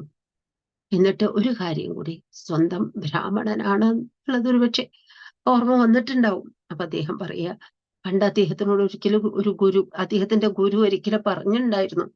അതായത് ഈ നന്നായി വേദം പഠിക്കും, അതിലുള്ള ഇന്റലക്ച്വൽ കപ്പാസിറ്റി ഉണ്ട്, നന്നായി പഠിച്ചിട്ടുണ്ട്. പക്ഷേ അത് അവരവരുടെ ഉള്ളിലേക്ക് സ്വാംശീകരിച്ച പോലെയല്ല ആദ്യകാലത്ത് പെരുമാറിയിരുന്നത്. അതല്ലാതെ ഒരിക്കലും കണ്ട സമയത്ത് ഗുരു പറയേണ്ട കഷ്ടം, അല്ല ബ്രാഹ്മണ ജന്മം കിട്ടിയിട്ടും ഇത് വെറുതെ കളയുന്നല്ലോ എന്ന്. അതും മേൽപ്പത്തൂർ ആചാര്യന്റെ ജീവിതത്തിലത്തെ വലിയൊരു ടേണിംഗ് പോയിന്റ് ആയിരുന്നു. അതിനുശേഷമാണ് പിന്നെ വളരെ കാര്യമായിട്ടെല്ലാം ശ്രദ്ധിക്കാൻ തുടങ്ങിയത്. അപ്പോ അതോ അത് ഉള്ളിലുണ്ടായിരുന്നു എന്നറിയില്ല. അദ്ദേഹം പറയുന്നുണ്ട്, ജാത്യാപീഹ സ്വപാകസ്ത്വയി നിഹിതമന കർമ്മ വാഗീന്ദ്രിയാർത്ഥ പ്രാണോ വിശ്വം പുനീതേ. അതായത് ഒരു ചണ്ടാളനാണെങ്കിലും സ്വപാകൻ എന്ന് പറഞ്ഞാൽ എന്താ, നായയെ പാകം ചെയ്തിട്ട് വെച്ചിട്ട് മാംസം എടുത്ത് വെച്ച് കഴിക്കുന്ന ആളാണ് സ്വപാകൻ, അഥവാ ചണ്ടാളൻ നമ്മൾ പറയും സ്വപാകൻ. അങ്ങനെയുള്ള സ്വപാകൻ ആരും അവരെ തൊടില്ല, സമൂഹത്തിൽ അവരെ ദൂരെ നിർത്തും. അങ്ങനത്തെ ഒരാളാണെങ്കിൽ പോലും നിഹിതമന, അങ്ങയിൽ മനസ്സ് വെച്ചിട്ട് അയാളുടെ കർമ്മങ്ങളും വാക്ക് പറഞ്ഞ നാവ്, ദ ഫാക്കൽറ്റി ഓഫ് സ്പീച്ച്, വാഗ്, ഇന്ദ്രിയങ്ങള്, ഇതെല്ലാം തന്നെ അദ്ദേഹം അവിടുത്തെ ചിന്തയിലിരിക്കുകയാണ്, അവിടുത്തേക്ക് സമർപ്പിക്കുകയാണ് എങ്കിൽ ആ വ്യക്തി അദ്ദേഹത്തിന്റെ എല്ലാം ഭഗവാനിൽ അർപ്പിക്കുന്ന വ്യക്തി എന്ത് ചെയ്യണു, വിശ്വം പുനീതേ, ഈ ലോകത്തെ പവിത്രീകരിക്കണു, ഈ ലോകത്തെ ശുദ്ധീകരിക്കണു. പക്ഷേ നതു വിമുഖമന ത്വത്പദാ വിപ്രവര്യ, അവിടുത്തെ ഈ രൂപത്തിൽ നിന്ന്, അവിടുത്തെ അവസ്ഥയിൽ നിന്ന്, ബ്രഹ്മത്തിൽ നിന്ന്, അല്ലെങ്കിൽ ബ്രഹ്മം തന്നെയാണ് അവതാരമായിട്ട് കൃഷ്ണനായിട്ടും രാമനായിട്ടും ഒക്കെ വരുന്നത്. അവിടുത്തെ ഈ അവസ്ഥയിൽ നിന്ന് വിമുഖമന, മുഖം തിരിച്ചു നിൽക്കുന്ന ഒരു വിപ്രൻ, വിപ്രൻ പറഞ്ഞാൽ ബ്രാഹ്മണൻ, വിപ്രവര്യൻ, വലിയ ശ്രേഷ്ഠനായിട്ടുള്ള ബ്രാഹ്മണനാണ്. പക്ഷെ അവിടുത്തെ ഈ പദത്തിൽ നിന്ന് ആ മുഖം തിരിച്ചു നിൽക്കുകയാണ്, അവിടുത്തെ കാൽക്കൽ നിന്ന് മുഖം തിരിച്ചു നിൽക്കുന്ന ഒരു വിപ്രൻ, ആ വ്യക്തിക്ക് ലോകത്തെ അതുപോലെ പവിത്രീകരിക്കാൻ പറ്റില്ല. അവിടുന്ന് മനസ്സ് വെച്ചിരിക്കുന്ന ഒരു സ്വപാകൻ ചെയ്യുന്നത് പോലെ. അപ്പൊ ജാതിയല്ല കാര്യം, ഭക്തിയാണ്. ജാതി എന്ന് പറയുമ്പോൾ അതിലെല്ലാം പെട്ടു. അതില് ഒരാളുടെ അവസ്ഥ, അയാളുടെ ധനസ്ഥിതി, അയാളുടെ പലപ്പോഴും അയാൾക്ക് കിട്ടിയിട്ടുള്ള അയാളുടെ ശരീരത്തിന്റെ പ്രത്യേകതകള്. അപ്പോ ജാതി എപ്പോഴും പണ്ട് കാലത്ത് ഹെറിഡിറ്ററി ആണ്. പലപ്പോഴും നമ്മളുടെ കാഴ്ചയും പലതും ഹെറിഡിറ്ററി ആയിരിക്കും. എന്തോ ആവട്ടെ, അതൊക്കെ എന്തുമാവട്ടെ, ഭഗവാനിൽ മനസ്സ് വെക്കാൻ കഴിയുമെങ്കിൽ ആ വ്യക്തി ലോകത്തെ മുഴുവനും പവിത്രീകരിക്കും. മൂന്നാമത്തെ ശ്ലോകം, ഭീതിർനാമദ്വിതീയാത് ഭവതി അനുമനഃകൽപിതം ച ദ്വിതീയം തേനൈക്യാഭ്യാസശീലോ ഹൃദയമിഹ യഥാശക്തി ബുദ്ധ്യാ നിരുന്ധ്യം മായാവിദ്ധേതു തസ്മിൻ പുനരഭിന തഥാ ഭാതി മായാധിനാഥം തം ത്വം ഭക്ത്യാ മഹത്യാ സതതമനുഭജന്നീശ ഭീതിം വിജഹ്യാം. ഇവിടെ എന്തിനാണ്, എപ്പോഴാണ് മനുഷ്യൻ, ഇതൊക്കെ നിമി നവയോഗി സംവാദത്തിൽ വിവരിച്ചു പറഞ്ഞിട്ടുള്ളതാണെന്ന് നമ്മൾ പ്രത്യേകിച്ച് ഓർമ്മിക്കണം. എപ്പോഴാണ് ഭീതി നമുക്കുണ്ടാവുക? ഇവിടെ രണ്ടുണ്ട് എന്ന് കാണുമ്പോൾ ഒരു വ്യക്തി ബ്രഹ്മസാക്ഷാത്കാരം കിട്ടിയ വ്യക്തി, ആ വ്യക്തിയെ സംബന്ധിച്ചിടത്തോളം ഞാനും ഈ ലോകത്തിലത്തെ എല്ലാ ചരാചരങ്ങളും, ജീവനുണ്ടോ ഇല്ലയോ, സർവ ചരാചരങ്ങളും ഞാനും ഒന്നാണ്. കാരണം എന്താണ്? അതും ബ്രഹ്മമാണ്, ഞാനും ബ്രഹ്മമാണ്. ഞാനും ബ്രഹ്മവും ഒന്നാണ്. ഞാനും ഈ സർവ ചരാചരങ്ങളും ഒന്നാണ്. ഞാൻ മാത്രമേ ഉള്ളൂ എന്നുള്ള ആ അവസ്ഥ വരികയാണെങ്കിൽ, ബ്രഹ്മമായിട്ടുള്ള ഐഡന്റിഫിക്കേഷൻ കൊണ്ട് ആ അവസ്ഥ വരികയാണെങ്കിൽ, അങ്ങനത്തെ വ്യക്തിക്ക് ഭയമില്ല. ഭയം രണ്ടുണ്ട് എന്ന് വിചാരിക്കുന്ന സമയത്താണ് വിവേകാനന്ദ സ്വാമിജിയൊക്കെ പറഞ്ഞിരുന്ന പോലെ, പ്രേതം വരികയാണെങ്കിൽ വരട്ടെ, ഞാനും ആ പ്രേതവും ഒന്നാണ്. കാരണം പ്രേതത്തിനൊരു എക്സിസ്റ്റൻസ് ഉണ്ടെങ്കിൽ ആ എക്സിസ്റ്റൻസ്, എനിക്ക് എക്സിസ്റ്റൻസ് തന്ന അതേ ബ്രഹ്മം തന്നെയാണ് ആ പ്രേതത്തിനും എക്സിസ്റ്റൻസ് കൊടുത്തിട്ടുള്ളത്. അതുകൊണ്ട് ഞാനും ആ പ്രേതവും ഒരു വ്യത്യാസവും ഇല്ല എന്നുള്ള ആ നിർഭയമായിട്ടുള്ള അവസ്ഥ, അതിനെ പറ്റിയാണ് ഇവിടെ സൂചിപ്പിക്കുന്നത്. ഭീതിർനാമ ദ്വിതീയാത് ഭവതി. ഞാനല്ലാതെ ഇവിടെ മറ്റൊന്നുണ്ട്. ഈ ഞാൻ എന്നുള്ള ആ അവസ്ഥ വരണം എന്നുണ്ടെങ്കിൽ ബ്രഹ്മ സാക്ഷാത്കാരം കിട്ടണം. അങ്ങനെയുള്ള അവസ്ഥയിൽ ഞാനല്ലാതെ മറ്റൊന്നും ഇല്ല എന്നുള്ള അവസ്ഥ വന്നാല് അങ്ങനത്തെ അവിടെ പേടിയില്ല. രണ്ടുണ്ട് എന്നുള്ള അവസ്ഥ വരുമ്പോഴാണ് പേടി. അത് നമ്മൾ കൽപ്പിച്ചുണ്ടാക്കുന്നതാണ്. വേറൊന്നുണ്ട് എന്നുള്ളത് നമ്മൾ ചിന്തിച്ചുണ്ടാക്കുന്നത് കൊണ്ടാണ്. അതുകൊണ്ട് തന്നെ അതില്ലാതാക്കേണ്ടതും നമ്മളുടെ ബുദ്ധി കൊണ്ട് വീണ്ടും വീണ്ടും അത് പറഞ്ഞുറപ്പിച്ച് അഭ്യാസം ബുദ്ധിയെ കൊണ്ട് അത് അഭ്യസിപ്പിക്കണം. വീണ്ടും വീണ്ടും റിപ്പീറ്റ് ചെയ്യിപ്പിക്കണം. അതാണ് തേനൈക്യ അഭ്യാസശീലോ ഹൃദയമിഹ യഥാശക്തി ബുദ്ധ്യാ നിരുന്ധ്യം. അങ്ങനെ വന്നാല് ആ സമയത്ത് നമുക്ക് വേണ്ട വിധത്തിൽ നമ്മൾ ബുദ്ധിയെ നിയന്ത്രിച്ച് നമുക്ക് അത് ചെയ്യാൻ പറ്റിയാല് പിന്നെ നമുക്കൊന്നിനെ പറ്റിയും പേടിക്കണ്ട. ആ വ്യക്തി ശരീരമെടുത്ത് ജീവിച്ചിരിക്കുന്നിടത്തോളം മായ അയാളിൽ ചിലപ്പോൾ പ്രവർത്തിക്കും. അയാളെ കൊണ്ട് പലതും ചെയ്യിപ്പിക്കും മായ. പക്ഷേ അത് ഒരു അപകടം പിടിച്ച അവസ്ഥയിലേക്ക് എത്തിക്കില്ല. അങ്ങനെയൊക്കെ മായ പ്രവർത്തിച്ചാലും മായാവിദ്ധേതു, മായ കൊണ്ട് വീണ്ടും ആക്രമിക്കപ്പെട്ടാലും എന്നാലും തസ്മിൻ പുനരപി ന തഥാഭാതി. ഈ ഭയം എന്നുള്ളത് വീണ്ടും വീണ്ടും വരില്ല. ആദ്യം തന്നെ അത് പറഞ്ഞുറപ്പിച്ചിട്ടുണ്ടെങ്കിൽ. അതുകൊണ്ട് ഹേ ഭഗവാനെ, ഞാൻ അവിടുത്തെ വേണ്ട പോലെ അവിടുന്ന് ഭക്തി ചെയ്തുകൊണ്ട്, ഭക്തിഭാവം സ്വീകരിച്ചുകൊണ്ട്, ഞാൻ അവിടുത്തെ എല്ലാ ഭയങ്ങളും ത്യജിച്ചുകൊണ്ട് വേണ്ട പോലെ ഹേ ഗുരുവായൂരപ്പ ഞാൻ അങ്ങയെ സേവിക്കാം എന്ന് പറഞ്ഞു. 4ാമത്തെ ശ്ലോകം. ഭക്തേരുത്പത്തിവൃദ്ധി തവ ചരണജുഷാം സംഗമേനൈവ പുംസാമാസാദ്യേ പുണ്യഭാജാം ശ്രിയ ഇവ ജഗതി ശ്രീമദം സംഗമേന തൽസംഗോ ദേവ ഭൂയാൻ മമ ഖലു സതതം തന്മുഖാദുന്മിഷദ്ഭിസ്ത്വന്മാഹാത്മ്യ പ്രകാരൈർഭവതി ച സുദൃഢാ ഭക്തിരുദ്ധൂത പാപ. ഭക്തി ജനിക്കണം. ജനിച്ചാൽ മാത്രം പോരാ, അത് എപ്പോഴും നമ്മളുടെ കൂടെ ഉണ്ടായിരിക്കണം, മനസ്സിലുണ്ടായിരിക്കണം. ഒരു നല്ല ഭക്തി തോന്നി, കുറച്ചു കാലം ഭക്തനായി ജീവിച്ചു, പിന്നെ ഏതൊക്കെയോ സംസർഗത്തില് പെട്ടു, അവിടുന്ന് ഭക്തിയൊക്കെ നഷ്ടപ്പെട്ടു. അങ്ങനെയൊക്കെ നമ്മൾ കാണാറുണ്ട്. അദ്ദേഹം പറയണു, ഈ ശ്ലോകത്തിന്റെ നടുവില് പറയണു, ശ്രിയ ഇവ ജഗതി ശ്രീമതാം സംഗമേന. നല്ല ധനവാന്മാരുടെ കൂടെ പോയിട്ട് ഒരു ധനവാൻ ജീവിക്കുകയാണെങ്കിൽ അയാളുടെ ധനമൊക്കെ പ്രോസ്പർ ചെയ്ത് അധികമായിട്ട് വരും. അപ്പോൾ നല്ല ബിസിനസ് ചെയ്യുന്ന ഒരാളാണ്, നല്ല നല്ല പ്രോഡക്ട്സ് ഒക്കെ ഉണ്ടാക്കുന്ന ആളാണ്, ധാരാളം പണം കിട്ടുന്നുണ്ട്. അങ്ങനത്തെ ഒരാള് അയാളുടെ ചുറ്റും അയാളൊരു ഷോപ്പ് വെക്കുന്നതും താമസിക്കുന്നതും തീരെ ധനമില്ലാത്ത ആൾക്കാരുടെ ഇടയിലാണെങ്കിലോ അയാളുടെ സമ്പത്ത് വർദ്ധിക്കില്ല. അത് വാങ്ങാൻ ആരും ഉണ്ടാവില്ല.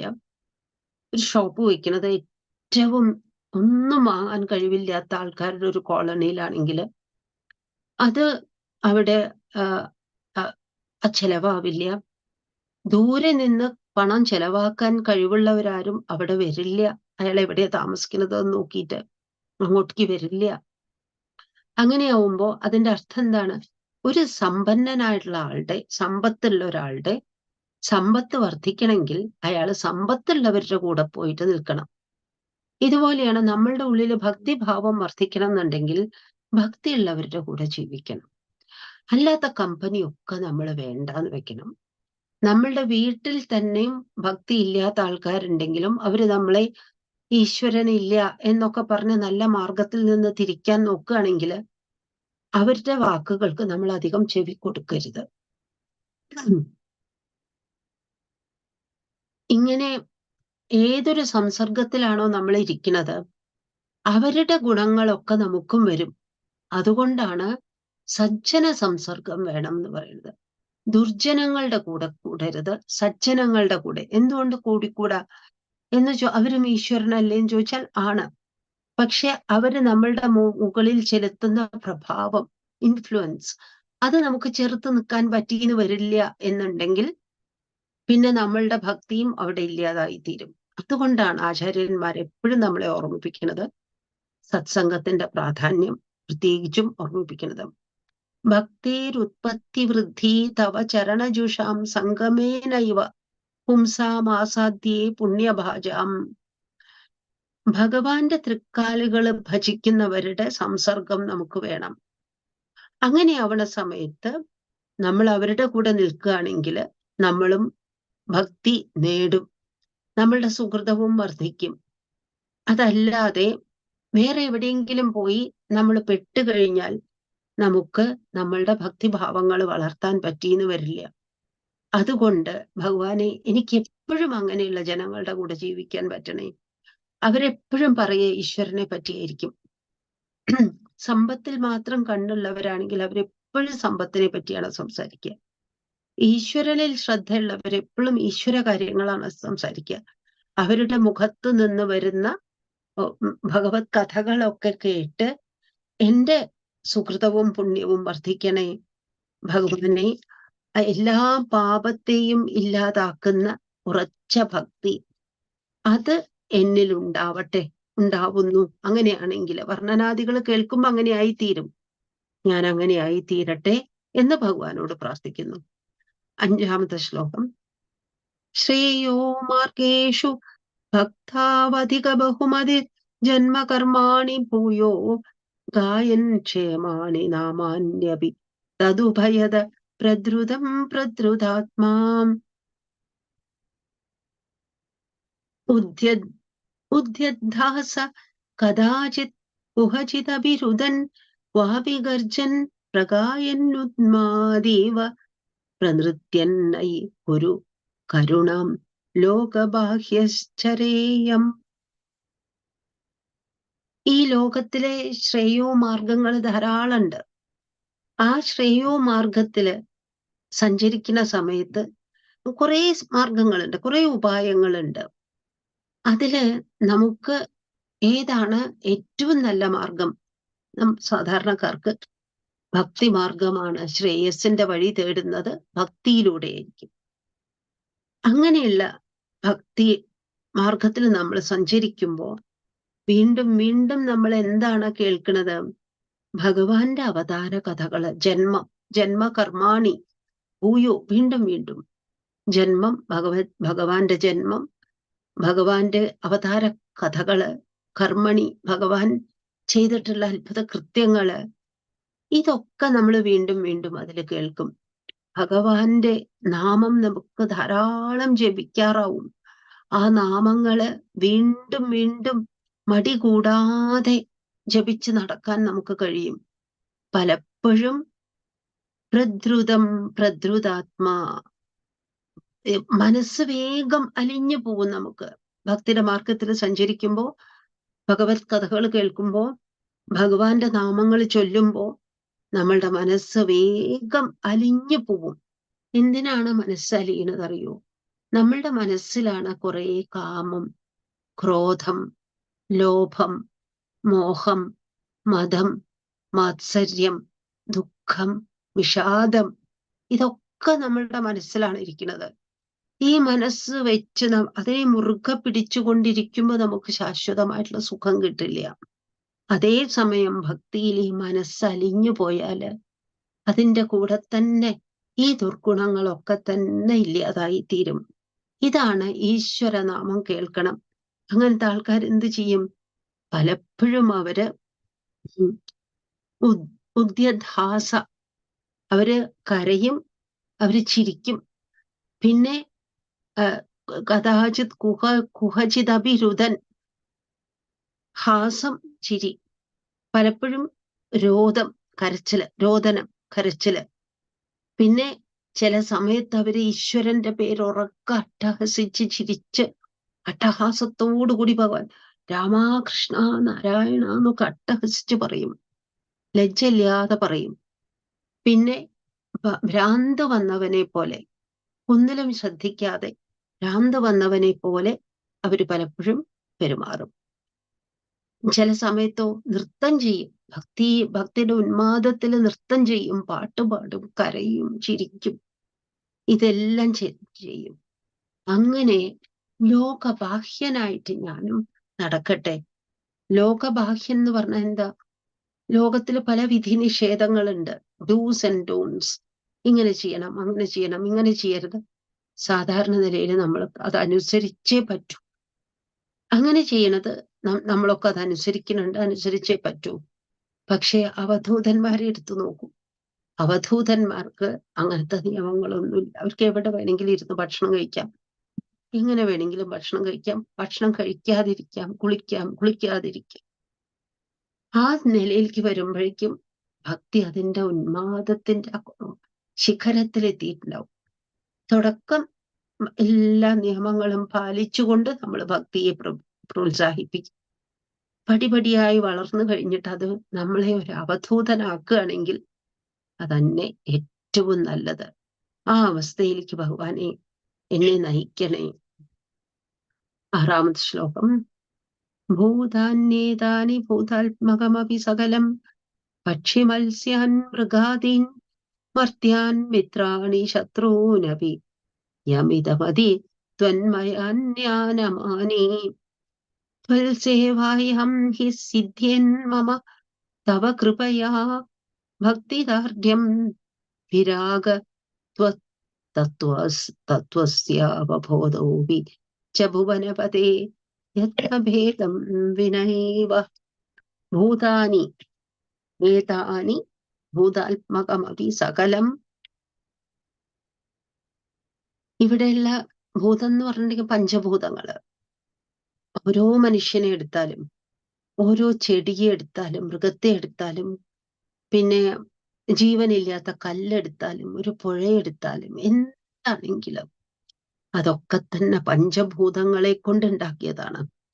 നമ്മൾ ഇതിനു മുമ്പ് അനുസ്മരിച്ചിട്ടുണ്ട്. സമയം കിട്ടുന്ന സമയത്ത് നമുക്കത് വിസ്തരിച്ചു നോക്കാം. പഞ്ചഭൂതങ്ങളെ കൊണ്ടാണ് ഇവിടെ എല്ലാം ഉണ്ടാക്കിയിട്ടുള്ളത്. അത് പക്ഷി, 2ാമത്തെ വരിയിൽ പറയുന്നു, പക്ഷി മത്സ്യാൻ മൃഗാദീൻ, പക്ഷികളാവട്ടെ, വെള്ളത്തിൽ ചരിക്കുന്ന മത്സ്യങ്ങളാവട്ടെ, കരയിൽ നടക്കുന്ന മൃഗങ്ങളാവട്ടെ, മർത്യാൻ മനുഷ്യനാവട്ടെ, മിത്രാണി നമ്മളുടെ സുഹൃത്തുക്കളാവട്ടെ, ശത്രുനബി നമ്മളുടെ ശത്രുക്കളാവട്ടെ, എല്ലാം തന്നെ, ഇവിടെയുള്ളതെല്ലാം തന്നെ ഭഗവാൻ തന്നെയാണ് അതൊക്കെയായിട്ട് നിൽക്കുന്നത് എന്നുള്ളത് നമുക്ക് പ്രത്യേകം ഓർമ്മയുണ്ടായിരിക്കണം. അങ്ങനെ കണ്ട് യമിത മതി, മനസ്സിനെ നല്ലപോലെ നിർത്തേണ്ടടുത്ത് നിർത്തിച്ചുകൊണ്ട്, ത്വന്മയാനി ആനമാനി, ഇവിടെയുള്ള എല്ലാം ഭഗവത്മയമാണെന്ന് കണ്ടിട്ട് അതിന്റെ മുമ്പിലൊക്കെ ആദരപൂർവം തലകുനിക്കാൻ നമുക്ക് കഴിയണം. ത്വത്സേവായാം ഹി സിദ്ധ്യേൻ മമ തവ കൃപയാ ഭക്തിദാർഢ്യം. ഭഗവാനെ ആ ഭക്തിയിലെ ദാർഢ്യം, ദൃഢത, ഫേംനെസ്, ഇതെല്ലാം ഭഗവാനാണ് ഇവിടെ ഉള്ളതെല്ലാം എന്നുള്ള അവബോധം, അങ്ങനെയുള്ള തത്വത്തിന്റെ ജ്ഞാനം, ഇതൊക്കെ തന്നെ എല്ലാം തന്നെ, അതായത് ഭക്തി ഉണ്ടായാൽ തന്നെ ജ്ഞാനികൾ അറിയണ കാര്യമാണ് ഇവിടെ ഉള്ളത്, എല്ലാം ഒന്നാണ് എന്നുള്ളത്. അതൊക്കെ തന്നെ വെവ്വേറെ ഉള്ളതൊക്കെ തന്നെ നമുക്ക് ഒരു ബുദ്ധിമുട്ടുമില്ല. അതായത് നമുക്ക് ഭക്തിഭാവം വേണം, ഇവിടെ എല്ലാം ഒന്നാണെന്നുള്ള അറിവ് വേണം, നമ്മളുടെ ചെയ്യുന്ന കാര്യങ്ങളൊക്കെ പരിശുദ്ധമായിരിക്കണം. അതല്ലാണ്ട് വീണ്ടും വീണ്ടും നമ്മെ ദുഷ്കൃതത്തിലൂടെ നമ്മെ പാപത്തിലേക്ക് നയിച്ച് അതിൽ നിന്ന് അതിൻ്റെ പാപത്തിന്റെ ഫലമായിട്ട് ദുഷ്കർമ്മങ്ങൾ ചെയ്തതിന്റെ ഫലമായിട്ട് വീണ്ടും വീണ്ടും നമ്മൾ കഷ്ടങ്ങൾ അനുഭവിക്കുക. ഇതെല്ലാം തന്നെ ടേക്ക് കെയർ ചെയ്യും ഭക്തി ഒന്നുണ്ടെങ്കിൽ. ഭാഗവതത്തിലെ നിമി നവയോഗി സംവാദത്തിൽ ഒരു കാര്യം പറയുന്നുണ്ട്. നമ്മൾ ഊണ് കഴിക്കുമ്പം ഓരോ ഉരുള എടുത്ത് കഴിക്കുമ്പോഴും അതിൽ കൂടെ നമ്മളുടെ വിശപ്പ് മാറും. നമുക്ക് വിശപ്പ് മാറുന്നതോടുകൂടി ഒരു സംതൃപ്തി, സന്തോഷം കൈവരും, ദേഹത്തിന് പുഷ്ടിയും വരും. അതല്ലാതെ നമുക്ക് ഇത്ര ചോറ് ദേഹത്തിന്റെ പുഷ്ടിക്ക് വേണ്ടിയിട്ട്, അല്ലെങ്കിൽ ഇത്ര ഉരുള സാറ്റിസ്ഫാക്ഷന് വേണ്ടിയിട്ട്, മെന്റൽ സാറ്റിസ്ഫാക്ഷന് വേണ്ടിയിട്ട് ഇത്ര ഉരുള വിശപ്പ് മാറാൻ ഇങ്ങനെയില്ല. വിശപ്പ് മാറലും ഭക്ഷണം കഴിക്കുമ്പോൾ കിട്ടുന്ന സംതൃപ്തി, സന്തോഷവും ദേഹത്തിന് കിട്ടുന്ന പുഷ്ടിപ്പ്, ന്യൂട്രീഷൻ, ഇതെല്ലാം തന്നെ ഓരോ ഉരുളയിലുണ്ട്. ഓരോ ഉരുള കഴിക്കുമ്പോഴും നമുക്കത് കിട്ടും. ഇതുപോലെയാണ് എല്ലാ കാര്യങ്ങളും നമ്മളെ കൊണ്ട് ചെയ്യിപ്പിക്കേണ്ട, ദൈവം ചെയ്യിപ്പിക്കേണ്ട എല്ലാ കാര്യങ്ങളും. അതൊക്കെ നമ്മൾ നന്നായി ചെയ്യും. ഭക്തി ഒന്ന് നമ്മളുടെ മനസ്സിലുണ്ടെങ്കിൽ അതിന്റെ കൂടെ തന്നെ ബാക്കി എല്ലാ കാര്യങ്ങളും വരും. 7ാമത്തെ ശ്ലോകം. നോഹ്യൻ ക്ഷുദ്രടാദ്യേർ ഭവസരണി ഭവൈസ്ത്വന്നിലീനാശയത്വാ ചിന്താ സാതത്യശാലി നിമിഷലവമപി ത്വൽപദാദപ്രകമ്പ ഇഷ്ടാനിഷ്ടേഷു തുഷ്ടിവ്യസനവിരഹിതോ മായികത്വാവബോധജ്യോത്സ്നാഭിസ്ത്വൻ നഖേന്ദോരധിക ശിശിരിതേനാത്മനാ സഞ്ചരേയാം. ഭഗവാനിൽ മനസ്സ് അലിഞ്ഞു ചേരുന്നത് കൊണ്ട് നമുക്ക് വേറെ വിശപ്പുകൾ, തൃഷ്ണ ഒന്നും ഉണ്ടാവില്ല. കഴിക്കണം കഴിക്കണം എന്നുള്ള വിചാരം വിശപ്പ്, കുടിക്കണം കുടിക്കണം എന്നുള്ള വിചാരം പിപാസ, ക്ഷുത്ത്, പിപാസ, ഇതൊന്നും നമുക്കുണ്ടാവില്ല. ഒരു ഡൈനിങ് ടേബിളിൽ ഇരുന്ന് കഴിക്കുന്ന ഭക്ഷണത്തെ പറ്റിയല്ല ഇവിടെ പറയുന്നത്. രാവിലെ 8 മണിക്ക് ബ്രേക്ക്ഫാസ്റ്റ് കഴിച്ചു 1 മണിയാകുമ്പോഴേക്കും വരുന്ന വിശപ്പിനെ പറ്റിയല്ല ഇവിടെ പറയുന്നത്. ജീവിതത്തിൽ, നമ്മളുടെ ജീവിതത്തിൽ നമ്മൾ പലതും കിട്ടണം കിട്ടണം എന്നുള്ള ഒരു കൊതി നമുക്കുണ്ട്. ജീവിതത്തിൽ നമുക്ക് പല പല അനുഭവങ്ങൾ ഉണ്ടാവാൻ വേണ്ടി നമ്മൾ ദാഹിക്കുന്നുണ്ട്. ആ വിശപ്പും ദാഹവുമാണ് ഇവിടെ പറയുന്നത്. അതൊന്നും നമ്മളെ ബുദ്ധിമുട്ടിക്കില്ല, മനസ്സ് ഈശ്വരനിൽ ലയിച്ചിരിക്കുകയാണെങ്കിൽ. പിന്നെ ഇഷ്ടാനിഷ്ടങ്ങള്, ഇതെനിക്കിഷ്ടാണ്, മറ്റത് ഇഷ്ടമല്ല, ഇതെനിക്ക് സന്തോഷം തരുന്നു, മറ്റത്, ഇതൊന്നും തന്നെ ഒരു നിമിഷം പോലും നമ്മളുടെ മനസ്സ് ത്വൽപദാത് അപ്രകമ്പ, ഭഗവാന്റെ തൃക്കാൽക്കൽ നിന്ന് മാറി നിന്നിട്ടില്ലെങ്കിൽ നമുക്ക് ഇങ്ങനത്തെ വിഷമങ്ങളൊന്നും തന്നെ ഉണ്ടാവില്ല.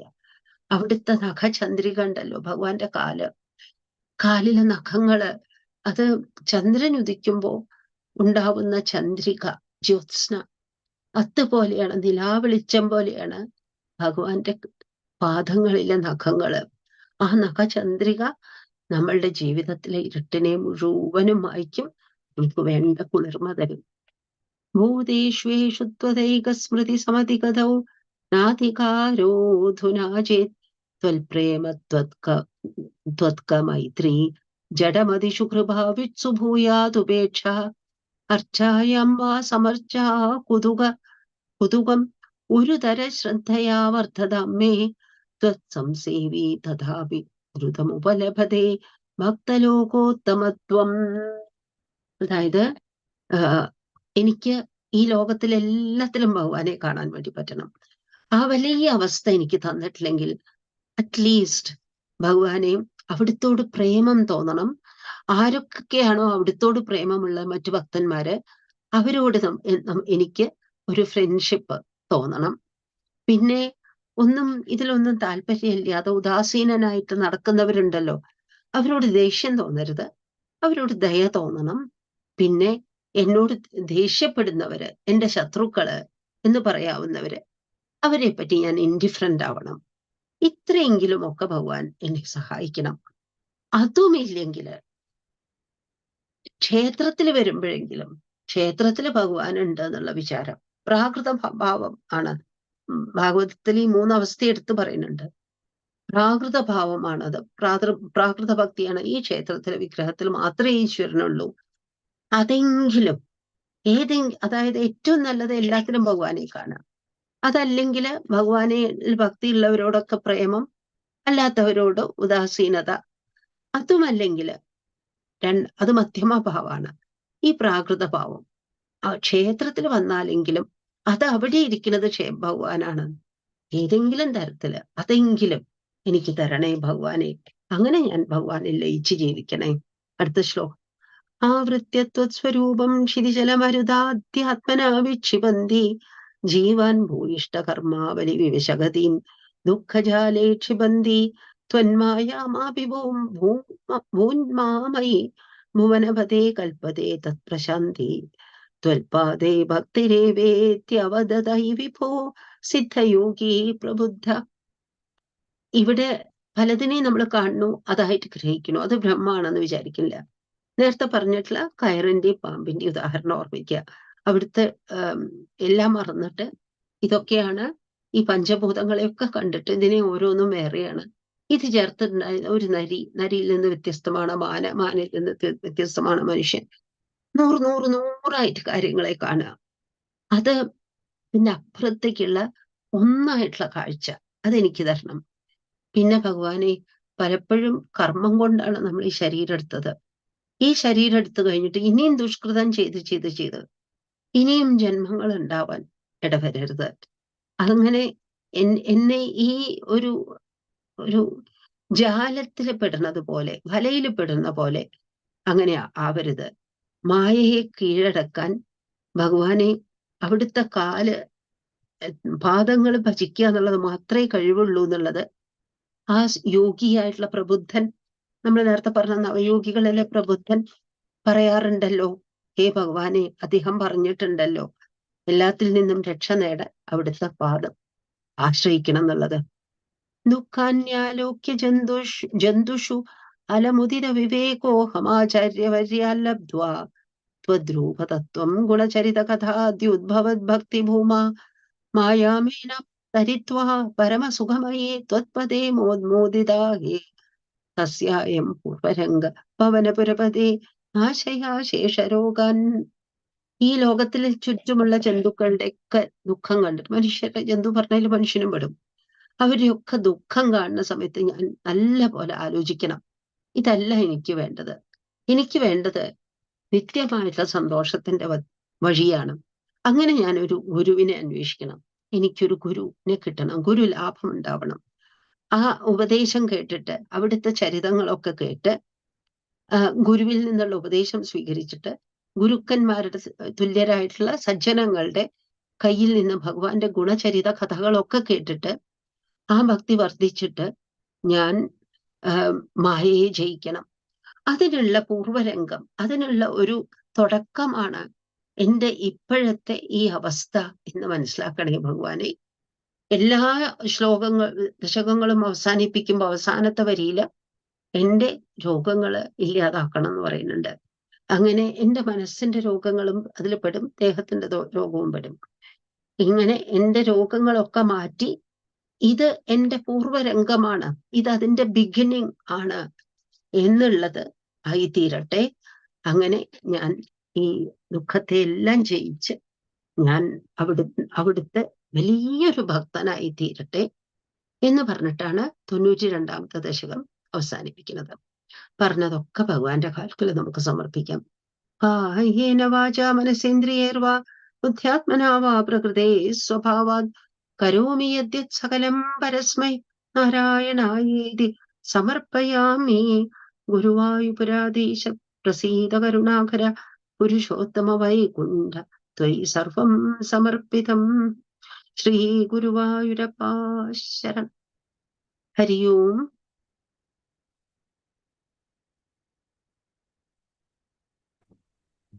ഹരി ഓം അമ്മായി.